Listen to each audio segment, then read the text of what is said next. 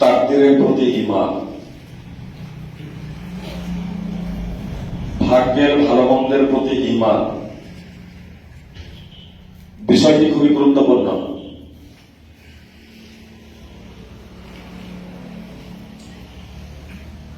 ঈমানের যে 6টি রুকুন আছে তার মধ্যে এটি 6তম রুকুন, 6 নম্বর রুকুন।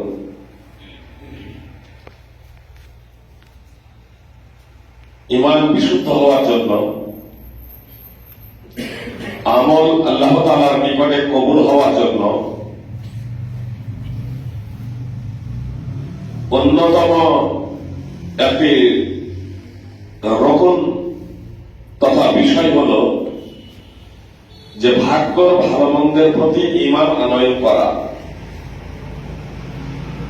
কোন ব্যক্তি যদি ভাগ্যের ভালো মন্দের প্রতি ঈমান আনয়ন না করে তাহলে সে মুসলিম হিসেবে গণ্য হবে না, সে ঈমানদার হতে পারবে না, সে মুসলমান হতে পারবে না। এ থেকে আলোচ্য বিষয়ের গুরুত্ব কত অপরিসীম আপনারা বুঝতে পারছেন। এই বিষয়টিকে কেন্দ্র করে নবী সাল্লাল্লাহু আলাইহি সাল্লামের ইন্তেকালের পরে সাহাবাদের যুগে কিছু মানুষ বিভ্রান্ত হয়ে গেছে। আজকেও অনেক মানুষ বিভ্রান্তিতে হাবুডুবু খাচ্ছে সঠিক বিষয়টা উপলব্ধি না করার কারণে। কিছু সাহাবায়ে কেরাম রাদিয়াল্লাহু তাআলা আনহুদের মনে প্রশ্ন জেগেছিল, নবী সাল্লাল্লাহু আলাইহি সাল্লামের কাছে প্রশ্ন রেখেছিলেন, নবী সাল্লাল্লাহু আলাইহি সাল্লাম জবাব দিয়েছিলেন। সাহাবায়ে কেরাম তাদের বুদ্ধিমত্তার মাধ্যমে তা অনুধাবন করে তারা সৎ পথের পথিক হতে সক্ষম হয়েছিলেন। কোরআন এবং সুন্নাহকে নিজেদের জীবনে বাস্তবায়ন করে তারা রাদিয়াল্লাহু আনহুম ওয়া রাদু আনহুর সম্পর্কের সাথে সম্পর্কিত হয়েছিলেন, যে তারা আল্লাহ তাআলার প্রতি সন্তুষ্ট আর আল্লাহ তাআলা তাদের প্রতি সন্তুষ্ট। কিন্তু সাহাবাদের যুগে এই বিষয়টিকে নিয়ে কিছু মানুষ বিভ্রান্তির শিকার হয়ে যায়। সুতরাং হাদিসে জিবরিল আছে, হাদিসে জিবরিল বলে যে হাদিসটি আখাইদ ও বুখারী মুসলিম সহ বিভিন্ন হাদিসগুলোতে আছে। তবে তাকদীর বিল কদর, ঈমান বিল কদর, এই আলোচনাটা সহিহ মুসলিম, সুনান নাসাই, আবু দাউদ, ইবনে মাজাহ বিভিন্ন হাদিসগুলোতে রয়েছে।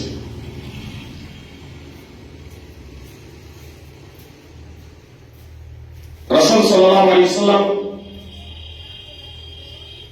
ঈমান প্রসঙ্গে জবাব দিতে গিয়ে জিবরিল আলাইহিস সালাম যখন প্রশ্ন করলেন যে ঈমানটা কি, ঈমান প্রসঙ্গে আমাকে বলুন, তখন মুহাম্মদ সাল্লাল্লাহু আলাইহি ওয়াসাল্লাম জবাব দিয়েছিলেন, আনতুমিনা বিল্লাহি ওয়া মালাইকাতিহি ওয়া কুতুবিহি ওয়া রাসূলিহি ওয়াল ইয়াউমিল আখির ওয়া তু'মিনা বিল কদরি খাইরিহি ওয়া শাররিহি ওয়া তু'মিনা বিল কদরি খাইরিহি ওয়া শাররিহি। এটা সহিহ বুখারী বলা হয়েছে, হাদিস নম্বর 50 সহিহ বুখারী এবং 4777 সহিহ মুসলিমে 8, 9 বিভিন্ন হাদিসগুলোতে রয়েছে। সহিহ মুসলিমের এই হাদিসটি সহিহ মুসলিমের 8 নম্বর হাদিস। আব্দুল্লাহ ইবনে উমর রাদিয়াল্লাহু তাআলা আনহু তার পিতা উমর রাদিয়াল্লাহু তাআলা আনহুর রেফারেন্সে তখন বর্ণনা করেছিলেন যখন বসরা থেকে দুইজন ব্যক্তি আব্দুল্লাহ ইবনে উমর রাদিয়াল্লাহু তাআলা আনহুর কাছে এসে বললেন যে বসরাতে কিছু মানুষ কোরআন পাঠ করে, তারা কোরআন নিয়ে চিন্তা ভাবনাও করে, দ্বীনি ইলম চর্চা করে, তারা কোরআন অধ্যয়ন করে, পাঠ করে, কিন্তু তারা বলে যে তাকদীর বলতে কোনো কিছু নেই, পৃথিবীতে যা কিছু হচ্ছে সবকিছু স্বয়ংক্রিয়ভাবে পূর্ব নির্ধারিত ছাড়ে অটোমেটিক্যালি এসবগুলো হয়ে যাচ্ছে। যারা নাস্তিক তারা এই ধারণার বশবর্তী, কিন্তু কোরআন পাঠকারী, আল্লাহর প্রতি ঈমান আনয়নকারী,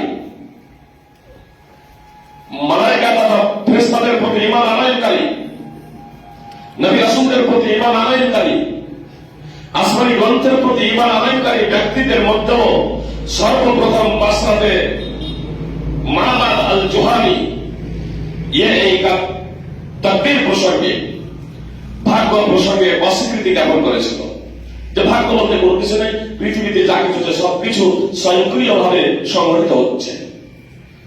তো আব্দুল্লাহ ইবনে ওমর রাদিয়াল্লাহু তাআলা আনহু, যে দুইজন ব্যক্তি উমর রাদিয়াল্লাহু তাআলা আনহুকে প্রশ্ন করেছিলেন উমরা কিংবা হজে এসে, সেই দুজন ব্যক্তিকে বললেন যে তাদেরকে বলে দিও আন্নী বারিউম মিনহুম, আমি তাদের থেকে মুক্ত, তাদের সাথে আমার কোনো সম্পর্ক নেই, তাদের থেকে আমি মুক্ত, তাদের সাথে ঈমানি কোনো ধর্মীয় কোনো সম্পর্ক তাদের সাথে আমার নেই। ওয়া ইন্নাহুম বুরাআউ মিন্নি, আর তারাও আমার থেকে মুক্ত, আমার সাথে তাদের কোনো ধর্মীয় কোনো সম্পর্ক নেই, দিনই কোনো সম্পর্ক নেই। ঈমানি দৃষ্টিকোণ থেকে, ধর্মের দৃষ্টিকোণ থেকে সারা পৃথিবীর মানুষ আপসে ভাই ভাই। আল্লাহ বলছেন ইন্নামাল মুমিনুনা ইখওয়া, মুসলমানরা হচ্ছে আপসে ভাই ভাই। আব্দুল্লাহ ইবনে ওমর রাদিয়াল্লাহু তাআলা আনহু বলছেন প্রথম 5টি বিষয় ঈমান রাখে, কিন্তু ষষ্ঠতম রকম ভাগ্যের প্রতি ঈমান, এই বিষয়টির প্রতি ঈমান না আনার কারণে, এই বিষয়টিকে অস্বীকৃতি জ্ঞাপন করার কারণে আব্দুল্লাহ ইবনে ওমর রাদিয়াল্লাহু তাআলা আনহু বলেন যে তারা মুসলমান না, তাদের সাথে আমার কোনো সম্পর্ক নেই, আমার সাথে তাদের কোনো সম্পর্ক নেই। আব্দুল্লাহ ইবনে ওমর রাদিয়াল্লাহু তাআলা আনহু বলছিলেন আল্লাহর কসম করে বলছি আমি, তাদের যদি উহুদ পাহাড়ের সমপরিমাণ সোনা থাকে আর তা যদি আল্লাহর পথে খরচ করে, তাহলে আল্লাহ তাআলা তাদের থেকে তা কবুল করবেন না, যতক্ষণ না তারা ভাগ্যের প্রতি ঈমান আনয়ন করবে। যতক্ষণ না ভাগ্যের ভালো মন্দের প্রতি ঈমান নিয়ে আসবে, ততক্ষণ পর্যন্ত তা কবুল করবেন না। উহুদ পাহাড় বিশাল, যারা মদিনায় গিয়েছেন, উহুদে গিয়েছেন, উহুদ প্রান্তরে গিয়েছেন, তারা দেখেছেন যে উহুদ পাহাড় কত বিশাল উঁচু। উহুদ পাহাড় আর 6 কিলোমিটার দৈর্ঘ্য, 3 কিলোমিটার প্রশস্ত, বিশাল উঁচু। আব্দুল্লাহ ইবনে ওমর রাদিয়াল্লাহু তাআলা আনহু বলেন যে কারো নিকটে যদি এই উহুদ পাহাড়ের সমপরিমাণ সোনাও থাকে আর সে যদি আল্লাহর পথে তা দান করে দেয়, কিন্তু ভাগ্যকে অস্বীকার করে, এই ভাগ্যকে অস্বীকার করার কারণে আল্লাহ তাআলা তার এই উহুদ পাহাড়ের তার পথে সোনা দান করাটাকে আল্লাহ তাআলা কবুল করবেন না। তাকদীরের বিষয়টা এতই গুরুত্বপূর্ণ। সহিহ মুসলিম হাদিস নম্বর 8। এজন্য ভাগ্যের ভালো মন্দ প্রতি আমাদের ঈমান আনয়ন করতে হবে। ভাগ্যের বিভিন্ন স্তর আছে, ভাগ্যের বিভিন্ন স্তর আছে। আমি খুব সাধারণভাবে আপনাদের সাধারণ মানুষের যাতে বোধগম্যের মধ্যে হয়, যাতে আপনাদের বুঝতে সুবিধা হয়, যাতে আপনাদের হেদায়েত নিয়ে আসতে, হেদায়েত গ্রহণ করতে, সেটা বুঝে সেই অনুযায়ী চলতে আপনাদের সুবিধা হয়, সেইভাবে এই বিষয়টাকে একেবারে খুব সাধারণভাবে আপনাদের সম্মুখে পরিবেশন করার প্রচেষ্টা করছি। সাধারণত ভাগ্য 2 প্রকার। একটা হচ্ছে যাকে তাকদীরে মুআল্লাক বলে, আর তাকদীরে মুবাররাহ। তাকদীরে মুবাররাহ মানে অটল ভাগ্য, আর তাকদীরে মুআল্লাক ঝুলন্ত ভাগ্য। তাকদীরে মুবাররাহ যা অটল, যার পরিবর্তন হয় না। পৃথিবীতে যা কিছু আছে সবকিছু আল্লাহ তাআলা সৃষ্টি করেছেন। পৃথিবীতে যা কিছু সংঘটিত হবে সবকিছু আল্লাহ তাআলা সৃষ্টি করবেন। অতীতে যা হয়েছে তা আল্লাহ সৃষ্টি করেছেন, পরবর্তীতে যা হবে সেগুলো আল্লাহ সৃষ্টি করবেন। আর অতীতে যা হয়েছে সেগুলো আল্লাহ তাআলা সৃষ্টির আগে থেকেই জানেন। এমনকি ভবিষ্যতে যা কিছু হবে সেগুলো আল্লাহ তাআলা সবকিছু জানেন। আব্দুল্লাহ ইবনে আমর ইবনে আস রাদিয়াল্লাহু তাআলা আনহু সূত্রে বর্ণিত, রাসূলুল্লাহ সাল্লাল্লাহু আলাইহি ওয়াসাল্লাম বলেছেন, আসমান সমূহ এবং পৃথিবী সৃষ্টির 50,000 বছর আগে আল্লাহ তাআলা প্রত্যেক বিষয়ে তাকদীর তথা ভাগ্য লিখে নিয়েছেন। জেনে রাখবেন, ভাগ্য, তাকদীর এটা কিন্তু সৃষ্টতা। তাকদীর হলো আযালি অর্থাৎ অনাদি। আল্লাহ তাআলার এটা হলো বৈশিষ্ট্য এবং গুণ। আল্লাহ তাআলা আগে থেকেই জানেন, আল্লাহ তাআলা আগে থেকেই জানেন আব্দুল্লাহ, আব্দুর রহমান, আনোয়ার, অমুককে আমি সৃষ্টি করব। কোন সময়ে আল্লাহ সৃষ্টি করবেন, তাকে সৃষ্টি করবেন, তাকে আয়ু দিবেন, স্বাধীনতা দেবেন, সে চোর হবে না, ডাকাত হবে না, সৎ হবে। সব কিছু আল্লাহ তাআলা আছেন, আর এই সব কিছু আল্লাহ তাআলা লিখে রেখেছেন। আল্লাহ তাআলা তার অনাদি জ্ঞানের মাধ্যমে সবকিছু জানেন। আসমান জমির সৃষ্টির 50,000 বছর আগে আল্লাহ তাআলা লাউহে মাহফুজে তা লিখে রেখেছেন। সহিহ মুসলিম 866। তাহলে আল্লাহ তাআলা আমাদের ভাগ্য আসমান জমির সৃষ্টি 50,000 বছর আগে লিখে রেখেছেন। আল্লাহ তাআলা বলেন, ইন্না কুল্লা শাইইন খলাকনাহু বিকদর, নিশ্চয় আমি প্রত্যেক বিষয় নির্ধারণ করে রেখেছি, আমি প্রত্যেক বিষয় সৃষ্টি করেছি নির্দিষ্ট পরিমাপে। ইন্না কুল্লা শাইইন খলাকনাহু বিকদর, খামখেয়ালিপনা ভাবে আল্লাহ তাআলা কোন কিছু সৃষ্টি করেন নাই। পৃথিবীতে যা কিছু সংঘটিত হচ্ছে, যা কিছু সংঘটিত হয়েছে, সবকিছু আল্লাহ তাআলার ইলমে রয়েছে, তার জ্ঞানে রয়েছে, এবং একটা নির্দিষ্ট পরিমাপে পরিমাণে আল্লাহ তাআলা তা সৃষ্টি করছেন। সূরা কদর 54 নম্বর সূরার 49 নম্বর আয়াত। আল্লাহ তাআলা সবকিছু নির্দিষ্ট সময়ে নির্দিষ্ট পরিমাণে আল্লাহ তাআলা সৃষ্টি করেন।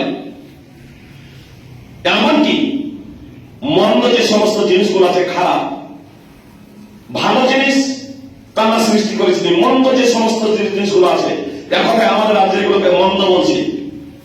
এমনকি যে সমস্ত জন্তু জীব জন্তু হারাম, সবকিছুর স্রষ্টা হচ্ছেন আল্লাহ তাআলা। এমনকি আমরা যেগুলো তৈরি করছি প্রকৃত ভাবে তারও স্রষ্টা হচ্ছেন আল্লাহ তাআলা।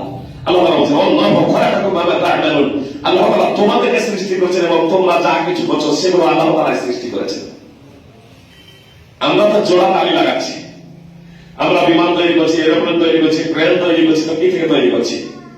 ম্যাটেরিয়াল, বিভিন্ন পদার্থ থেকে আমরা তৈরি করছি। আমরা বিভিন্ন জিনিসকে শুধু এক জায়গায় জড়া করছি, জোড়া লাগাচ্ছি, কিন্তু এর প্রকৃত স্রষ্টা স্বয়ং আল্লাহ তাআলা। আমার স্রষ্টা আল্লাহ, এবং আমি যা কিছু করছি তার স্রষ্টা স্বয়ং আল্লাহ তাআলা। সূরা আস-সাফফাত 37 নম্বর সূরা 96 নম্বর আয়াত। তাহলে পৃথিবীতে যা কিছু সংঘটিত হচ্ছে আল্লাহ তাআলা তার স্রষ্টা।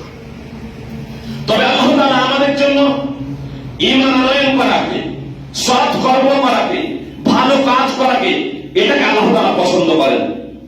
আর আমাদের জন্য মন্দ কাজ করা, শরীয়ত বিরোধী কাজ করা, মিথ্যা কথা বলা, চুরি করা, প্রতারণা করা, ধোঁকা দেওয়া, এগুলো স্রষ্টা আল্লাহ তাআলা, কিন্তু এগুলোকে আল্লাহ তাআলা পছন্দ করেন না। আল্লাহ চান, আল্লাহ তাআলা এগুলো আমাদের জন্য পছন্দ করেন না। আল্লাহ তাআলা আমাদেরকে স্বাধীনতা দিয়েছেন। ইন্না হাদাইনাহু সাবিলা ইম্মা শাকিরা ওয়া ইম্মা কাফুরা। আল্লাহ বলেছেন, আমি মানুষকে সুপথ প্রদর্শন করেছি, হয় সে কৃতজ্ঞশীল হবে অথবা অকৃতজ্ঞ হবে। এর স্বাধীনতা পেয়ে সূরা তাহার, যাকে সূরা ইনসান বলা হয়, ৭৬ নম্বর সূরার ৩ নম্বর আয়াত, আল্লাহ তাআলা বলেছেন, আমি মানুষকে স্বাধীনতা দিয়েছি, মানুষকে আমি সুপথ প্রদর্শন করেছি, অতঃপর সে কৃতজ্ঞশীল হবে, অর্থাৎ আল্লাহ তাআলার বিধিবিধান মেনে নিয়ে তার শুকরিয়া আদায় করবে। তারপরে আল্লাহ তাআলা নিয়ামত রাজিকে মেনে নিয়ে কৃতজ্ঞতা প্রকাশ করবে, অথবা আল্লাহ তাআলা নিয়ামত রাজিকে অস্বীকার করে সে অকৃতজ্ঞ হবে, অবাধ্য হবে। আল্লাহ তাআলা আমাকে আপনাকে এই স্বাধীনতা দিয়েছেন। এই স্বাধীনতা পেয়ে আমি এবং আপনি যদি চোর ডাকাত যদি হয়, প্রতারক যদি হয়, অসৎ যদি হয়, তাহলে এই কর্মের ফল আমাকে ভোগ করতে হবে। আমাদের সমাজে শয়তানের কুমন্ত্রণার শিকার অনেক মানুষ আছে।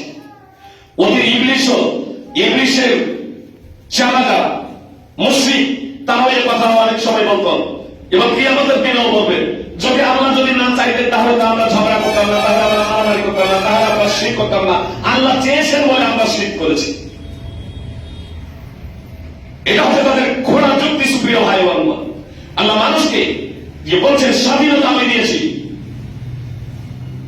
এই ভাগ্যের বিষয়টি অনুধাবন না করে মানুষ বিভ্রান্ত হয়ে গেছে। যেমন চাকরিয়া, তাদের একদিকে ভাগ্য বলতে কোনো কিছু নেই, আর একদিকে কিছু মানুষ বলে যে মানুষ তো বাধ্য, মানুষ পুতুলের মতো রিমোট দ্বারা যেদিকে পরিচালনা করবে ও সেদিকে যাবে, মানে নিজের কোনো কিছু করার ক্ষমতা নেই, নিজের বিন্দু মাত্র নড়াচড়া করার ক্ষমতা নেই। চুরি করছে তো আল্লাহ তাআলা করাচ্ছেন, ডাকাতি করছে আল্লাহ তাআলা করাচ্ছেন, প্রতারণা করছে আল্লাহ তাআলা করাচ্ছেন।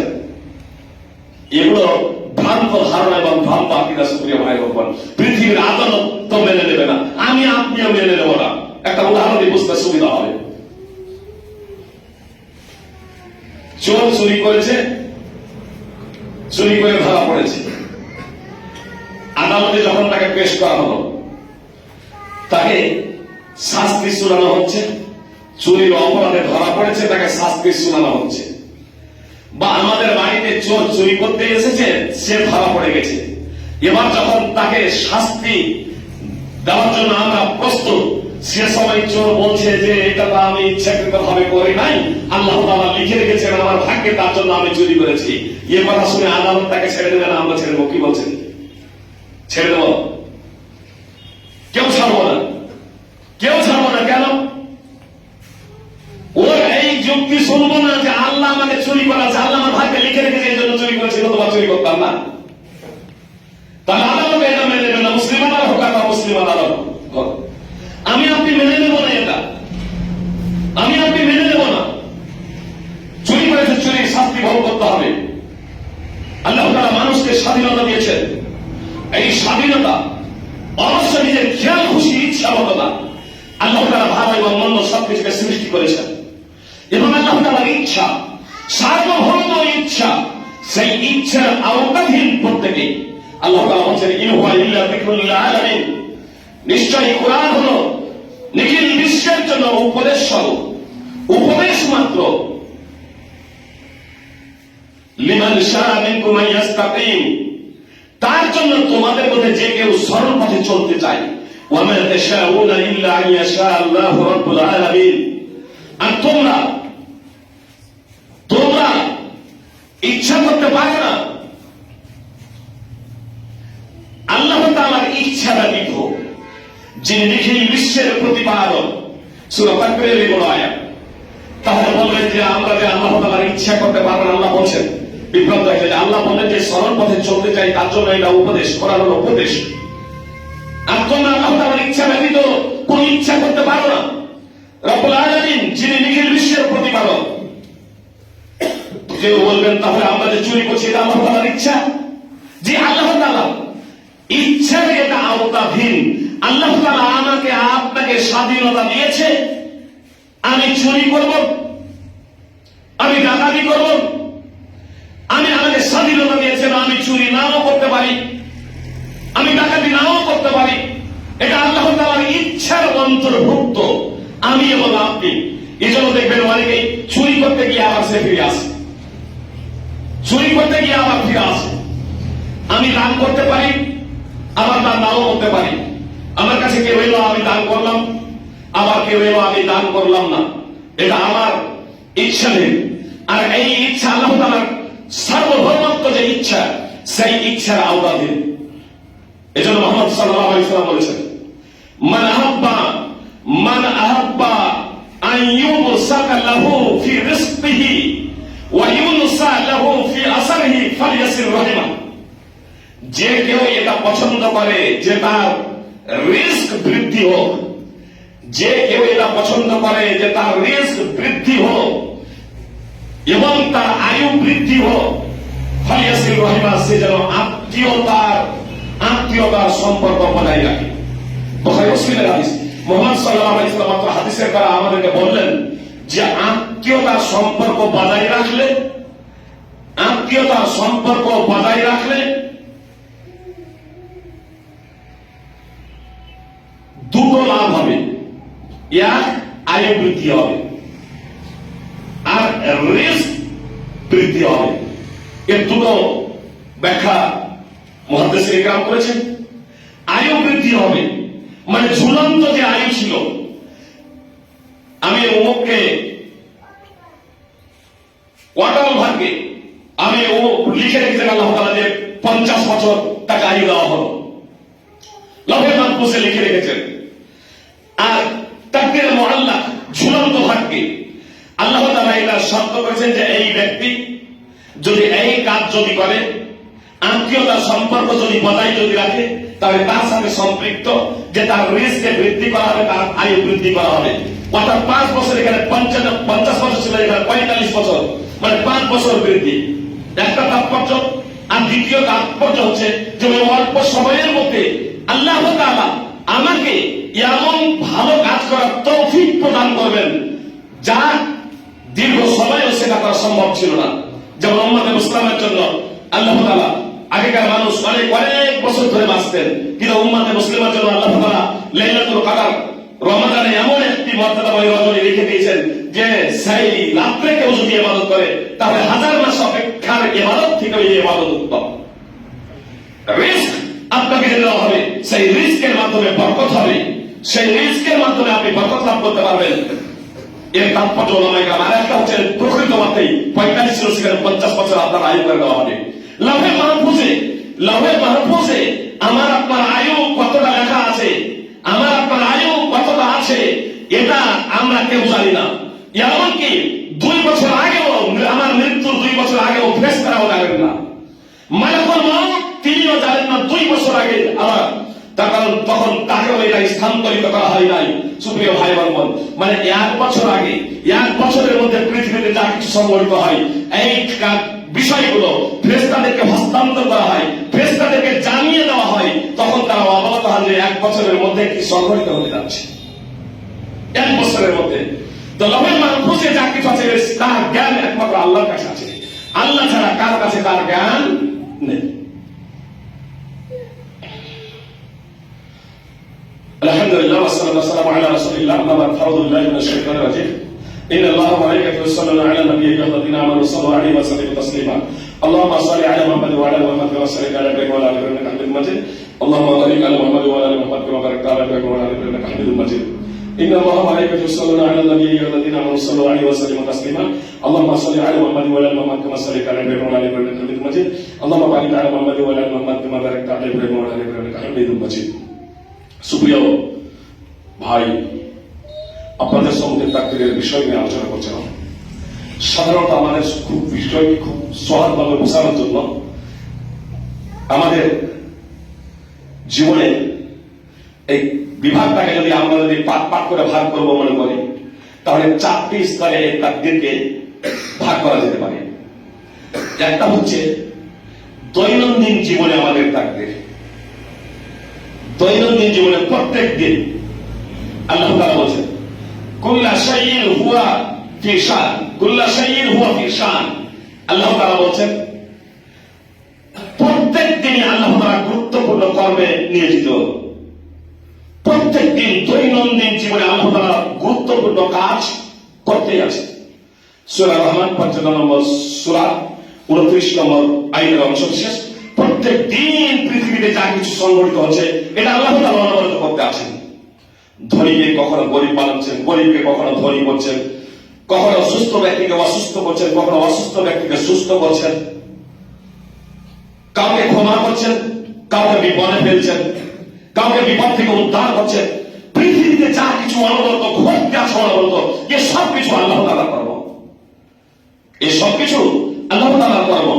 এজন্য আল্লাহ তাআলার কাছে সদা সর্বদা আমাদের কল্যাণ প্রার্থনা করা, কল্যাণ কামনা করা একান্ত কর্তব্য। প্রত্যেক দিন তিনি সবগুলো পরিবর্তন করতে থাকেন, প্রত্যেক মুহূর্ত আল্লাহ তাআলা এই সবকিছু পরিবর্তন করতে থাকেন। এই জন্য সদা সর্বদা আল্লাহ তাআলার প্রতি ঈমান আনয়ন করত, তার তৌফিক কামনা করা, তার প্রতি আশা রাখা, তার শাস্তিকে ভয় করা, এটা আমাদের একান্ত কর্তব্য। তার কাছে ক্ষমা প্রার্থনা করা আমাদের একান্ত কর্তব্য। সুস্থতা কামনা করা একমাত্র তার কাছে আমাদের প্রার্থনা করা কর্তব্য। আল্লাহ তাআলা আমাদের সুস্থ রাখেন, তার জন্য আমাদের সদা সর্বদা তার কাছে প্রার্থনা করা কর্তব্য। তারপর প্রত্যেক দিন আল্লাহ আমাদের সবগুলো সংঘটিত করছে। আর একটা হচ্ছে বাৎসরিক, যাকে তাকদীরে হাউলি বলে, এটা হলো তাকদীরে ইয়াউমি, দৈনিক তাকদীর, অর্থাৎ দৈনিক ভাগ্য হতেই আছে। আর একটা হচ্ছে তাকদীরে হাউলি, অর্থাৎ বাৎসরিক, সারা বছরে যা কিছু সংঘটিত হবে সারা বছরে। আল্লাহ তাআলা বলেন ইন্না আনজালনাহু ফি লাইলাতিন মুবারাকাহ, নিশ্চয়ই আমি পবিত্র কোরআনকে বরকতময় রজনীতে অবতীর্ণ করেছি। কোরআন প্রসঙ্গে আল্লাহ বলছেন আমি নিশ্চয়ই বরকতময় রজনীতে অবতীর্ণ করেছি। ইন্না কুন্না মুনজিরিন, নিশ্চয়ই আমি সতর্ককারী। ফিহা ইউফরাকু কুল্লু আমরিন আমরাম মিন ইনদিনা ইন্না কুন্না মুরসিলিন। আল্লাহ তাআলা বলছেন ফিহা ইউফরাকু কুল্লু আমরিন আমরাম মিন ইনদিনা। আল্লাহ তাআলা বলছেন যে এই মর্যাদাময় রজনীতে, বরকতময় রজনীতে, লাইলাতুল মুবারাকাত যে বরকতময় রজনী, সেটাই হচ্ছে মর্যাদাময় রজনী। লাইলাতুল মুবারাকা এবং লাইলাতুল কদর একই রাত্রি, সেটা হচ্ছে রমাদানে। তো এই বরকতময় রজনীতে, মর্যাদাময় রজনীতে আল্লাহ তাআলা বলছে যে প্রত্যেক গুরুত্বপূর্ণ বিষয়ে ফায়সালা করা হয়। প্রত্যেক গুরুত্বপূর্ণ বিষয়ের ফায়সালা করা হয়। আল্লাহ তাআলা বলছেন আমার নির্দেশে আমি রাসূল প্রেরণ করি। সূরা বুখারীর আয়াত। তো আল্লাহ তাআলা আমাদেরকে জানালেন বাৎসরিক বিষয় সম্পর্কে, মানে লাউহে মাহফুজে যা কিছু ছিল, লাউহে মাহফুজে আল্লাহ তাআলা যা কিছু লিখে রেখেছেন, এক বছরের মধ্যে কি কি সংঘটিত হবে, এক বছরের মধ্যে কে কে জন্মগ্রহণ করবে, কে কোথায় জন্মগ্রহণ করবে, কে কোথায় মারা যাবে, কাকে কতটা রিস্ক দেওয়া হবে, কাকে ধনী করা হবে, কাকে কোন সময় গরিব করা হবে, এই এক বছরের পূর্ণ কর্মের বিবরণ আপনার লিস্ট ফেরেশতাদেরকে অর্পণ করে দেওয়া হয়।